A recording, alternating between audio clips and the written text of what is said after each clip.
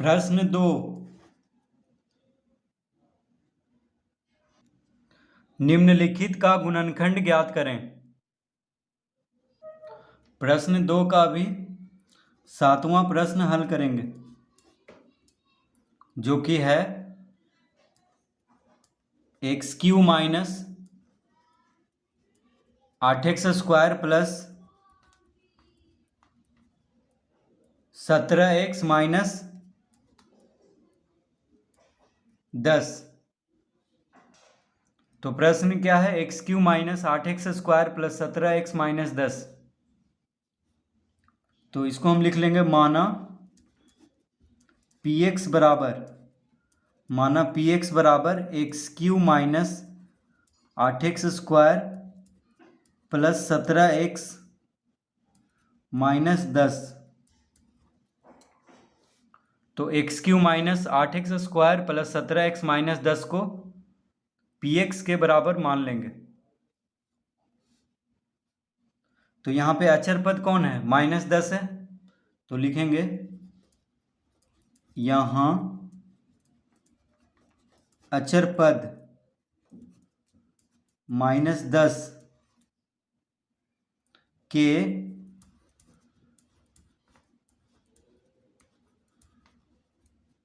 गुणनखंड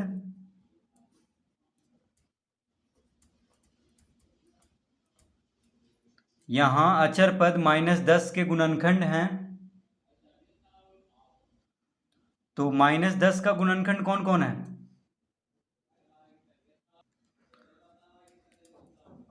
+-1 comma +-2 +-5 +-10।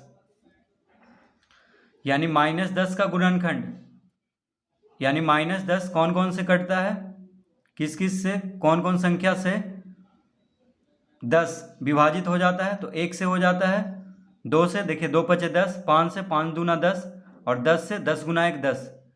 तो -10 का गुणनखंड कौन कौन हो जाएगा, +-1 +-2 +-5 और +-10। अब ये प्लस माइनस क्यों, तो क्योंकि देखिए +2 से भी कटेगा -10 और -2 से भी कटेगा -10, ठीक है, इसीलिए सबको हम प्लस माइनस में यहाँ पे लिख लेना है। अब हम देखेंगे कि तो -10 का जो जो गुणनखंड आया है, ठीक है, उसको हम x के जगह पे रख के देखते हैं। तो सबसे पहले +1 को x के जगह पे रख के देखेंगे। तो हम रफ पेज में चेक कर लेते हैं कि -10 का जो गुणनखंड आया है, एक एक करके x के जगह पे हम रखेंगे। सबसे पहले 1 को रखते हैं, तो देखिए x के जगह पे 1 रख रहे हैं, यानी +1, तो 1 का घात 3 हो जाएगा, -8 गुना 1 का घात 2 प्लस 17 गुना 1 -10, कितना हो रहा है, तो 1 का घात 3 1 -8 प्लस 17 -10। तो देखिए 17 × 1 = 18, 1 और 17 को जोड़ेंगे तो कितना आ रहा है, 18, और -8 और -10 -18, यानी 0 आ जा रहा है, ठीक है। तो 0 आ गया, तो अब कोई और गुणनखंड को x के जगह पे रखने का कोई मतलब नहीं है, क्योंकि 1 को रखते ही 0 आ गया, तो एक गुणनखंड हमें मिल चुका है। तो अब हम यहाँ पे लिख लेंगे, अतः P1 यानी x के जगह पे 1 रखने पे कितना आ गया, 0 आ गया। तो देखिए x P1 हम माने थे, तो x के जगह पे क्या रख रहे हैं, 1, तो कितना हो रहा है, तो x का घात 3 है, तो 1 का घात 3 हो जाएगा, -8x² है, यानी 8 गुना 1 का स्क्वायर प्लस 17 गुना x के जगह पे 1 रख रहे हैं, तो 17 गुना 1 हो जाएगा -10।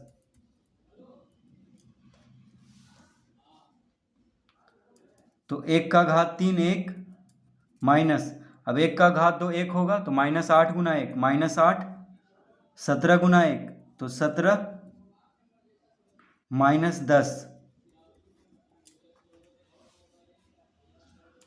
अब 17 प्लस 17 और प्लस 1, देखिए 17 और 1 को जोड़ देंगे तो 18 यानी प्लस में, और -8 और -10 कितना हो जाएगा -18। तो 18 में से 18 घटाएंगे तो 0 आ जाएगा। 18 में से 18 घटाने पे क्या आएगा 0। ठीक है, तो x के जगह पे 1 रखने पे 0 आ गया है।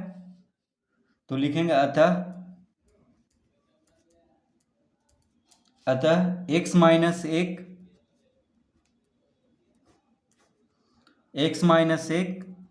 px का एक गुणनखंड है। अतः x माइनस 1 px का एक गुणनखंड है। तो x माइनस 1 कहाँ से आया, तो देखिए x के जगह पे हम कितना रखे हैं, x के जगह पे 1 रखे हैं। ठीक है, तभी देखिए 0 आया है। x के जगह पे 1 रखे हैं जहाँ जहाँ x है, तो x बराबर 1। अब 1 को दायां से बायां तरफ ले जाएंगे तो -1 हो जाएगा। तो x माइनस 1 बराबर 0 हो जाएगा। देखिए 1 को दायां से बायां तरफ ले जाएंगे तो -1 यानी x माइनस 1 बराबर 0। तो यहाँ से देखिए x माइनस 1 आया है। तो हम लिख देंगे x माइनस 1 px का एक गुणनखंड है। तो x माइनस 1 कहाँ से आया, क्योंकि हम x के जगह पे 1 रखे थे तो 0 आया था। देखिए x के जगह पे 1 रखने पे 0 आया है, इसीलिए +1 रखे थे x के जगह पे, तो x माइनस 1 px का एक गुणनखंड होगा। तो अब यहाँ पे हम लिख लेंगे, अब प्रश्न को लिखेंगे। तो प्रश्न में क्या है, x³ minus 8x² plus 17x minus 10, ये है प्रश्न। x³ minus 8x² plus 17x minus 10। तो अब हम यहाँ पे बराबर का चिन्ह देंगे और यहाँ पे भी बराबर का चिन्ह देंगे। तो x माइनस 1 किसका गुणनखंड है, px का। तो px हम किसको माने थे, x³ minus 8x² plus 17x minus 10 को px माने थे। ठीक है, तो x माइनस 1 इसका गुणनखंड है, इसका एक गुणनखंड है। तो जब x माइनस 1 इसका एक गुणनखंड है तो x माइनस 1 का ही मदद से हम इसका और गुणनखंड को पता करेंगे। तो देखिए हम यहाँ पे लिख लेते हैं सबसे पहले x माइनस 1, ठीक है। फिर यहाँ पे लिख लेते हैं x माइनस 1, फिर यहाँ पे लिख लेते हैं x माइनस 1। 3 जगह लिख लेंगे, 3 जगह हम लिख लेंगे, जगह छोड़ करके थोड़ा थोड़ा। अब देखिए क्या है प्रश्न में, x का घात 3। तो x का घात 3 लाने के लिए x में कितना गुना करना पड़ेगा, x का घात 3 लाने के लिए x में कितना गुना करना पड़ेगा, तो x का घात 2। तो हम यहाँ पे लिख लेंगे x का घात 2। ठीक है, अब देखिए x का घात 2 गुना x क्या हो जाएगा, x का घात 3। तो हम यहाँ पे लिख देंगे x का घात 3। तो x का घात 2 गुना x क्या हुआ, x का घात 3, और x का घात 2 गुना -1, x का घात 2 से ये दोनों में गुना कर रहे हैं। तो x का घात 2 गुना -1 क्या हो गया, -x²। तो हम यहाँ पे लिख देंगे -x²। ठीक है, अब क्या करेंगे, तो अब देखिए प्रश्न में क्या है, यहाँ पे -8x² है, -8x² है। यहाँ पे क्या आया, -x² आया। तो -8x² लाने के लिए -x² में कितना जोड़ना पड़ेगा, तो -7x² को जोड़ना होगा।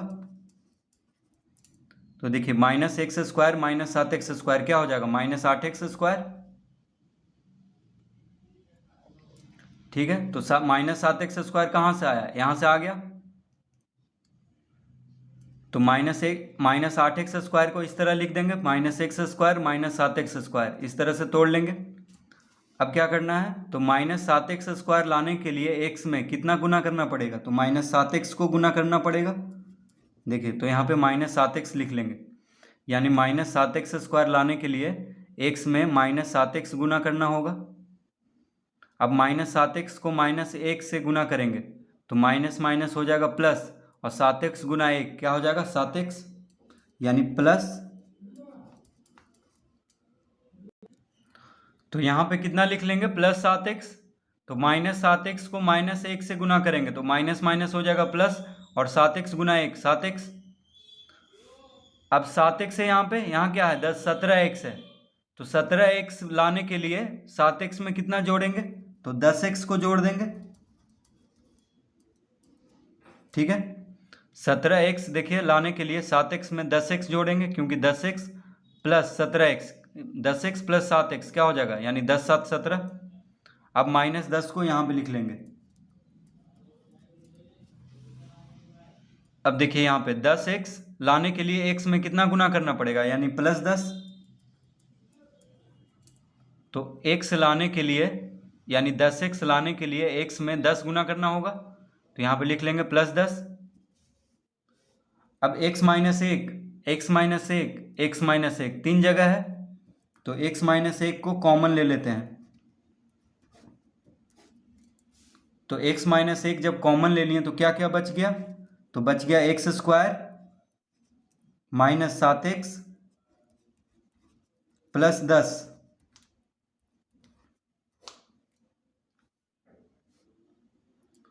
तो x माइनस 1 जब कॉमन ले लिए तो क्या क्या बच गया, x² माइनस 7x प्लस 10। तो इस तरह लिख लेंगे। अब x माइनस 1 को इसी तरह लिख लेंगे, x² माइनस 7x प्लस 10 में, यानी x² माइनस 7x प्लस 10 का गुणनखंड करेंगे। तो मध्य पद यानी बीच में क्या है 7 है, देखिए -7x है तो इसको हम मान लेते हैं कि 7 है। और पहला और तीसरा पद में गुना करने पे क्या आ रहा है, 10x² आ रहा है। 10 गुना x² क्या होगा 10x²। तो मान लेते हैं कि 10 गुना करके लाना है और 7 जोड़ करके या घटा करके लाना है। ठीक है, तो देखिए इसको हम किस तरह लिख लेंगे, तो x²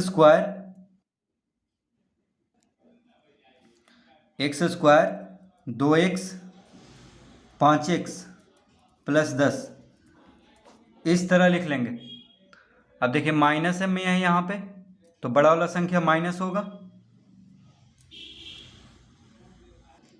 और ये भी माइनस होगा, दोनों माइनस में होगा, क्योंकि गुना में प्लस लाना है। देखिए प्लस 10x² लाना है, तो माइनस माइनस प्लस हो जाएगा, और 5 दूना 10x²। तो गुना करके कितना लाना था 10x², और जोड़ करके लाना है -7x। तो -2x माइनस 5x क्या हो जाएगा -7x। ठीक है, तो -7x को इस तरह से लिख लेंगे ताकि जोड़ने पे आ जाए -7x और गुना करने पे आ जाए 10x²। अब लिखेंगे x माइनस 1। अब x² माइनस 2x में देखिए x यहाँ भी है x यहाँ भी है, तो x को कॉमन ले लेते हैं। तो x जब कॉमन ले लिए तो यहाँ पे x² यानी x बच जाएगा। x कॉमन ले लिए तो क्या बचेगा -2। अब -5x प्लस 10 में 5 से 10 कट जाता है, तो -5 को कॉमन ले लेते हैं, क्योंकि यहाँ पे माइनस लगा हुआ है। तो -5 को जब कॉमन ले लिए तो x बच गया यहाँ पे। अब यहाँ प्लस है यहाँ माइनस है, तो प्लस माइनस क्या होता है माइनस, और 5 दूना 10 यानी 2 लिख लेंगे। इस तरह से इसको लिख लेंगे। अब इसका देखिए उत्तर आ चुका है, x माइनस 1 को इसी तरह लिख लेंगे। अब x माइनस 2 दो जगह है, तो x माइनस 2 को कॉमन ले लेते हैं, तो क्या बच जाएगा, तो x माइनस 2 कॉमन हो गया तो x को यहाँ लिख लेंगे। x माइनस 2 कॉमन हो गया तो -5 को यहाँ पे लिख लेंगे, यानी इसका गुणनखंड क्या आ गया, x माइनस 1 गुना x माइनस 2 गुना x माइनस 5, x माइनस 1 गुना x माइनस 2 गुना x माइनस 5 हो गया x³ minus 8x² plus 17x minus 10 का गुणनखंड।